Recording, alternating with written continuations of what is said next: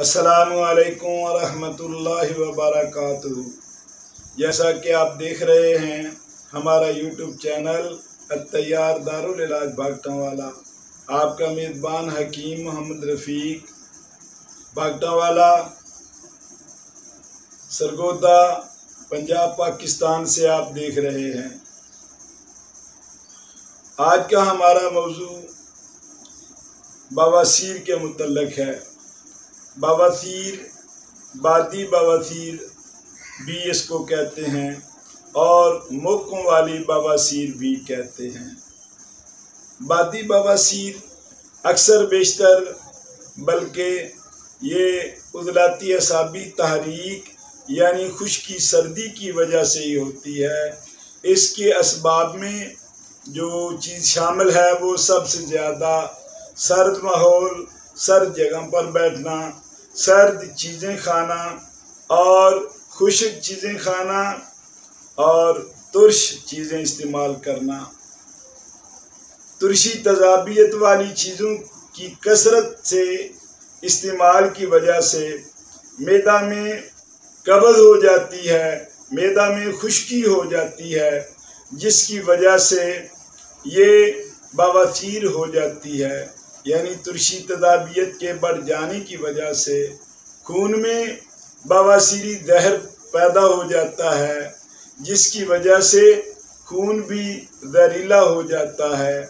तो इसकी जो सबसे बड़ी इलामत है वो कब्ज़ है, और इसके बाद जो दूसरी बड़ी इलामत है वो मस्से और मुँह के होते हैं, और इसकी तीसरी बड़ी इलामत जो है वो खारिश होती है कि मरीज जो है वो मस्सों और मुक्कों पर मुसलसल खारिश करता रहता है, क्योंकि उसमें तुर्शी तजाबियत और गंदा खून जो होता है वो भर जाता है, या हवा और ये रिया भर जाते हैं। इसके अलावा मरीज को तुर्श डिकारें कसरत से आती हैं, और उसके बाद खलत सौदा जो है वो बहुत ज़्यादा बढ़ जाता है, जिससे जिस्म की रंगत स्याही मैल हो जाती है, और मरीज को पखाना जो है वो कई दिन नहीं आता। जब आता है तो मरीज पर खौफ तारी हो जाता है कि अब मेरा क्या बनेगा, और मरीज के रोंगटे खड़े हो जाते हैं कि मरीज ये सोचता है कि ये पखाना अब मैं कैसे करूं और पखाना कैसे निकलेगा। जब निकलता है तो पत्थर की तरह, यानी बहुत सख्त होता है, जिस तरह पत्थर होता है, और उसकी रंगत सुर्ख स्याही मैल होती है।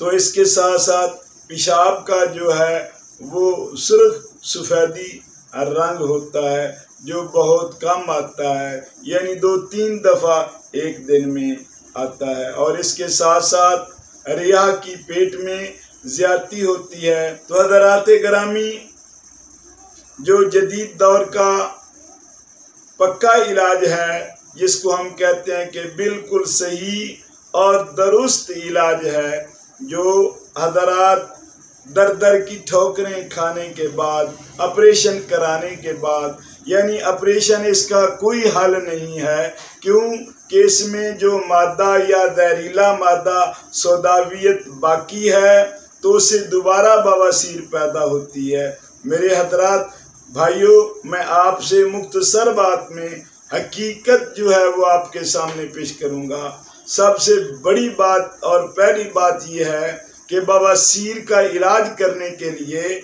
सबसे पहले उन चीज़ों और ग़िज़ाओं का रोकना ज़रूरी है। जब कि वो चीज़ें ना खाएंगे तो बवासीरी जहर और बवासीरी मादा या बवासीर नहीं होगी।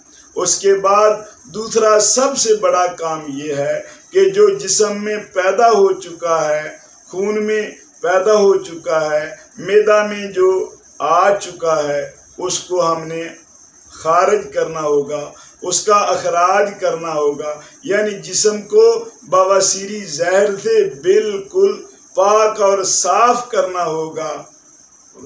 तो उसके बाद जो है अल्हम्दुलिल्लाह मरीज जो है वो सारी जिंदगी सुख का सांस लेगा, ना उसको बवासीर के मौके तंग करेंगे और ना ही वो परेशान होगा। इसके लिए हम आपके सामने जो नुस्खा पेश करेंगे वो इंतहाई कीमती और बहुत आला किस्म का है।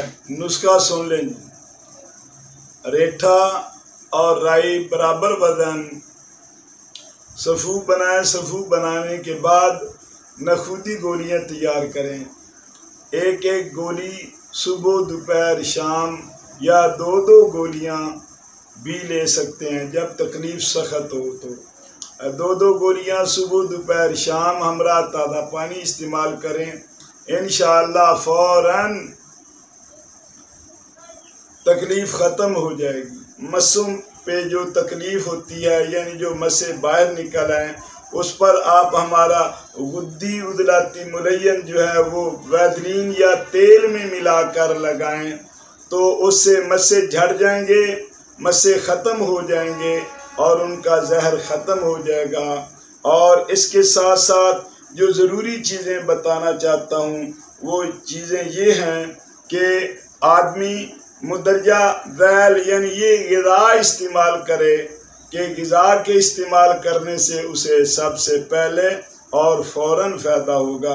वो ये है भुने चने, अंडा फ्राई और चने का आटा उसकी रोटी बनाकर ख़ास करके खाएं।